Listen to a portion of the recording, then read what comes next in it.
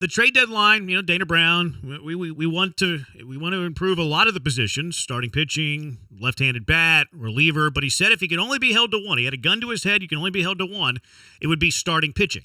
We talk a lot, you and I, every show on this station, every show in this city, every show in this country, Shohei Ohtani to insert whatever team that you root for. To be honest with you, those moves usually aren't the moves that pushes a team over the top. I did a little bit of a deep dive yesterday since there is no Astros baseball. Here are how the last 5 real World Series champions handled the deadline. I did real because the Dodgers in 2020 were not the real World Series champions. So Astros 22, Braves the year before that, Nationals in 19, Red Sox in 18, Astros in 17. Do you remember how the Astros used the trade deadline yesterday to their aid? Some would say it didn't help you a whole lot, to be completely honest with you. 3-way trade that landed you Trey Mancini. You sent out Jose Siri in that trade. Well, you might have lost that trade, if we're being completely honest. Yeah, he's hitting a lot of bombs. He's hitting like 230. Yeah, but his defense is really elite, and those bombs were not something that I saw coming. Would you play Jose Siri or Chaz McCormick, though? I think I'm Chaz. Chaz. I think I'm Chaz. Really? Yeah. Both of you? Siri hits bombs, and he plays really good defense, and he's athletic and fast. He still hits 230. Like, it's, he's better than, I'll give you better than Myers, though. But anyways, they 3-way trade, they got Mancini, they sent out Jose Siri. Not a splash, right? They also traded for Christian Vasquez. Can you name the 2 prospects the Astros traded for Christian Vasquez? I dare you. Nope. Emmanuel Valdez, Wilyer Abreu. Who? And then they traded Jake Odorizzi for Will Smith. 3 trade deadline moves last year. That was kind of a salary dump more than anything else. You traded, Valdez and Abreu, I looked them up, are having decent years in AAA, but they're 24-year-olds that are playing in AAA. The Astros did not make a significant, let's call it a splashy move. I think they were significant. Mancini, defensive play. At the time, we thought they might be splashy. For sure. Yeah. For sure. Vasquez, is he going to be the everyday starter? I will say there were significant moves. Those are certainly not splashy moves, though. But they were bigger names that were on the market. They were able to reel them in. We disappointed to find out after they made the trades that they were just insurance policies, and that's how they were going to treat them. But all's well that ends well. It worked out for them at the end of the day. It's just they were bigger names on the trade market. A lot of people were looking at Mancini. A lot of people were wondering. But like big names last year at the deadline, like Josh Bell had a bigger name than Trey Mancini. Oh, no, I get that, but the Astros were in on that for quite a while, too. They were in on those conversations. Didn't do it, though. Right. In retrospect, looked like it was a good move. They didn't do it. 2021. Now, this one's kind of interesting because Dana Brown was with the Atlanta Braves in 2021. A lot of people look at Atlanta and be like, this is what Dana Brown's going to look like as a general manager, which I think is quite frankly unfair. Like, how often do you do every action of your boss? How often do you copycat everything your boss does? I don't think Dana Brown's going to be exactly like Anthopoulos in Atlanta. The Braves had a very busy trade deadline in 2021. Remember the story of the World Series in 21. The Braves rebuilt their outfield at the deadline. They had the injury to Ronald Acuna, who wasn't even playing. The Braves at the deadline did nothing splashy, but helped their team tremendously. They traded Bryce Ball, to the Cubs for Jock Peterson. That was helpful. They traded Pablo Sandoval. Yes, that Pablo Sandoval. Not a prospect, that Pablo Sandoval. They traded that Pablo Sandoval for Eddie Rosario, who big for them. Won the NLCS MVP. He's still helping them out a lot. So, like, a lot of people say, well, the Astros system's no good. They're not going to be able to acquire anybody good. The Braves got the NLCS MVP for the Kung Fu Panda.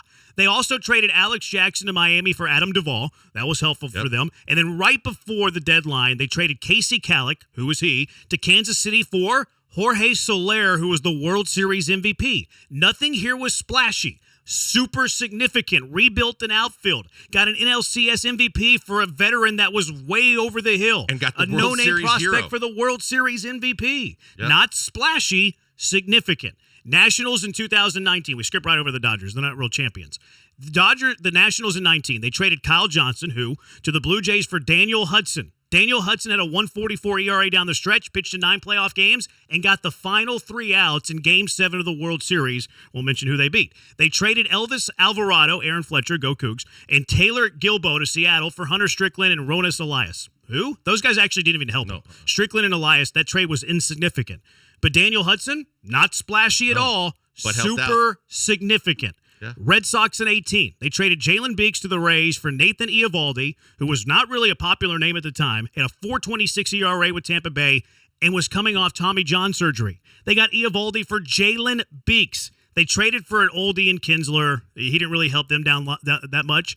And then they traded Santiago Espinal to the Blue Jays for Steve Pearce, who was an unlikely World Series MVP. Not splashy, super significant.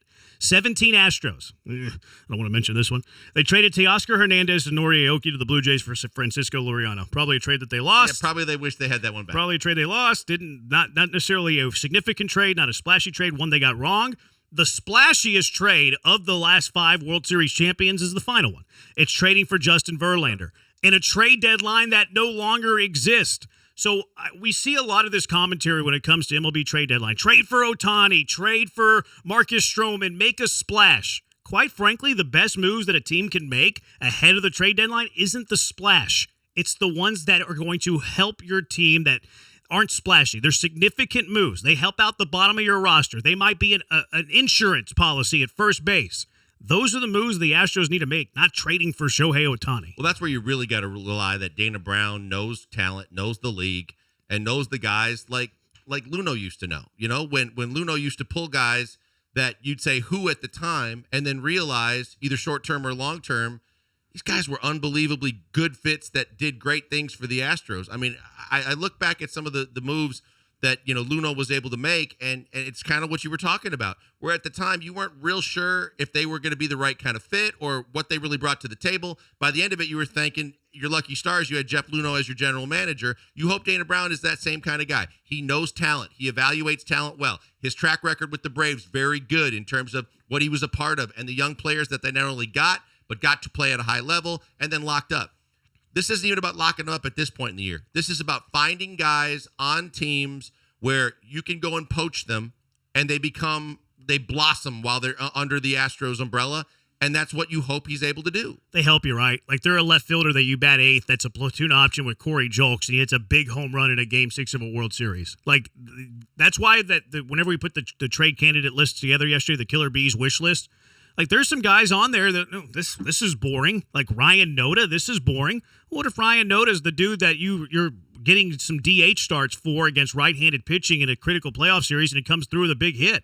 Like I don't want the splashes. I don't want the Shoheis. I don't want to ruin my minor league system for 3 months of a non-guarantee. Find me the players that are going to help. Cheap too. This is why you're also on board. Whether it doesn't sound right at the time, doesn't sound salacious and juicy and exciting and sexy when you hear insurance policies. But say you're in a series like you were talking about and Yuli has an injury like he had at the end of the World Series. Yeah. And suddenly you're going, well, who's going to play that position? Where do we have someone that's capable of doing something like that? And then all of a sudden you go, oh, that's right. Dana got someone at the deadline that could play corner outfield and could play first base. And he ends up with either a big hit, a big home run, or a big play defensively. Trey Mancini was even able to make the play defensively. But you remember the play. Sometimes you don't even remember all the things about the player. But it's like finding this year's Dubon in the regular season for the stretch run in the playoffs. A guy that's capable, if someone goes down or you need to plug and play a bat or a glove, that can do what you need to do better than what you have currently.